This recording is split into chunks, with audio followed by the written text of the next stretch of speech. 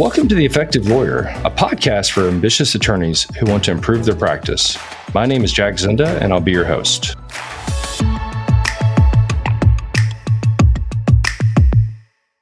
Welcome to the Effective Lawyer podcast. My name is Kevin Tully. I'm the Chief Marketing Officer at Zinda Law Group. And with me, as always, is our founder and lead trial lawyer, Jack Zinda. Jack, today we're talking about attending your first hearing. Where do we start? All right. Well, I guess we start, you just got out of law school, or you just switched to becoming a litigator, and you got assigned a hearing, or maybe you got a case, and you have a really important hearing on your docket, and you're trying to think, where do I even start? How do I get ready for this event? And as with most things at our firm, we have a system or a process to help junior attorneys or attorneys without a lot of experience achieve great things at these hearings. We've had attorneys this year that in their first year have gotten awarded attorney's fees on motions for sanctions, have won motions to compel, have won Dalbert motions for summary judgment. And it's one, they're great lawyers, but two, it's the system that we use to make sure they're prepped and well read and know what to do. So talking through the system, let's talk about the first thing you want to do. Number one, read the local rules. This is something I see attorneys overlook all the time. We had a really amazing litigator join our firm, and he'd been an attorney for about 6 years in another state and had worked on really big cases, products liability cases, death cases, all sorts of stuff. And he had moved to Texas, and so he'd taken the Texas bar, got licensed, and he had his first hearing on a motion to compel issue. And he came back and asked what happened. He's like, yeah, that hearing did not go well. The judge really got mad at me, and we were supposed to go, and he made me wait till the end of the day. So I sat there from 9 a.m. till 4 p.m. to go. I was like, well, what happened? He's like, I didn't announce ready. He's like, what does announcing ready mean? I was like, well, in this county, you have to go online and fill out a form that says you're ready for the hearing. And if you don't, they automatically put you at the bottom of the docket. And I said, well, let's talk through the prep for this hearing. Like, did you go through the prep checklist? And I looked at it and it was blank. And number one said, read the local rules. And in the local rules, he would have seen that he has to announce ready. And I bring that up because that attorney was really sharp and really good. And they overlooked a small thing that had a major impact.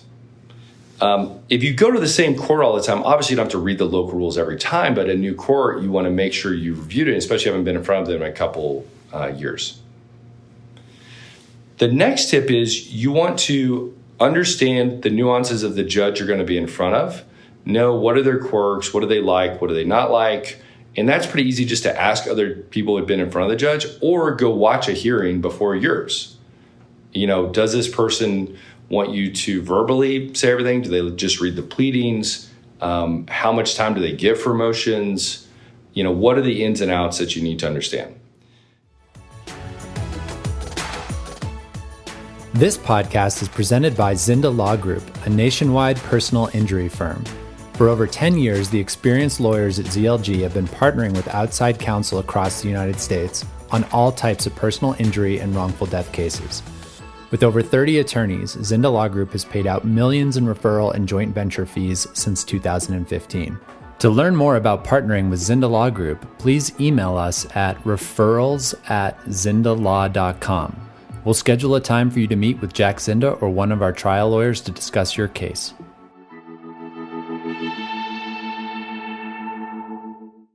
The third is understand what your objective is from the hearing. I see attorneys a lot of times get so caught up in the minutia of winning or a civil procedure issue or a discovery battle that they don't think, what am I really trying to achieve by winning this? And they look petty in front of the judge. So I try to ask the question, why 3 times? Okay, why do I need this piece of discovery? Well, without it, I cannot prove that the defendant, was negligent in training this truck driver. Well, why does that matter? Well, training a truck driver is what led to the collision. Okay, and going back to this is why I need this piece of evidence. And then I try to narrow the focus so I'm not trying to argue for everything under the book. And really thinking through that. The next is be reasonable. So you want to set up the opposing party or opposing counsel by making sure you're the reasonable one and you're not being a jerk. So every time I write a letter, let's say a defense lawyer, has blown me off 8 times in depositions. Maybe we had a deposition set and they canceled it the minute before or didn't even show up. I'm not going to shoot an angry letter. I'm going to shoot a very calm, reasoned letter and explain why that was a problem. Hey, we had to spend $1,000 on a court reporter. It was 4 hours out of my time. I still don't know why your client didn't show up. Please provide an explanation or I'll be forced to file a hearing with the court. And then I attach these as exhibits. And that shows the judge I'm the reasonable one, not the defense. And that gets me to my next point is you want to make sure you're documenting your point with opposing counsel in writing. So you're setting them up so the judge doesn't think you're there for a petty reason. Next, when you go to court, make sure you've brought an order for the judge to sign or attach it to your pleading itself. So if you do win, the judge doesn't have to draft an order and they can just write what it is and attach it. And finally, I always have a fallback position if I don't think I'm going to get everything I want. So then I can make a compromise move that will seem reasonable before the judge. If you follow all those steps, you're going to win most of the hearings you're at. A couple other things you might want to keep in mind are, 1, be succinct in your arguments. Don't go down rabbit trails. I like to draft my motions in pleading practice in a way that puts the most important things at the front and then has more details after you say what you want the outcome to be. So, here's the issue in this case. Here's why I should win. Here's what the outcome should be. Now, here's all the legal reasoning if you have time to read that, Your Honor. Because judges are busy and they're going to have to do 8 or 10 of these in a day. How much variance do you see in the judges themselves? So point number 2, understanding the judge. How dramatic of a difference might you get? I find it's really dramatic sometimes the different rulings you get from judges. What I tried to do is give every judge the benefit of the doubt. Some attorneys get caught up in thinking that it's not fair, that they're not being impartial. But I look at, hey, they're busy. They're trying to do the best they can. What are the things they care about? How can I appeal to that and be very respectful and, take my best shot at it? But it is kind of crazy. You go to one court, you would get one ruling. You go to another court, you would get a 180-degree different ruling. That also affects the type of issues I'm going to bring up. Like if I know this judge just absolutely hates, discovery disputes, I'm going to make sure that I've got it really documented well and I'm on good footing if I want to do that. We had a case recently where the defense was trying to get a motion for continuance and it was their 3rd shot at it.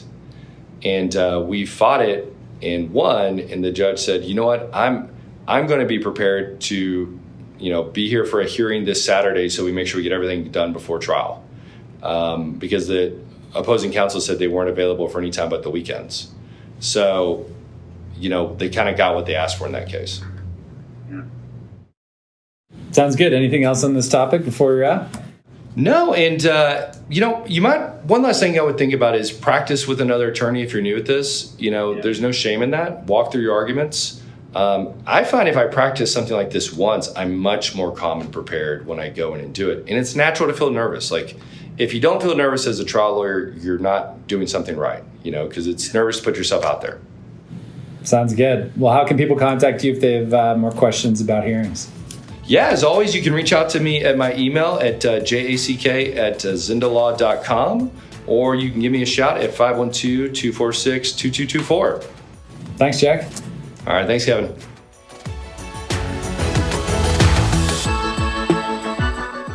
Thanks for listening to today's episode of The Effective Lawyer. You can learn more about our team and find other episodes of our podcast at zindalaw.com. As always, we'd appreciate that you subscribe, rate, and review the pod. Thanks.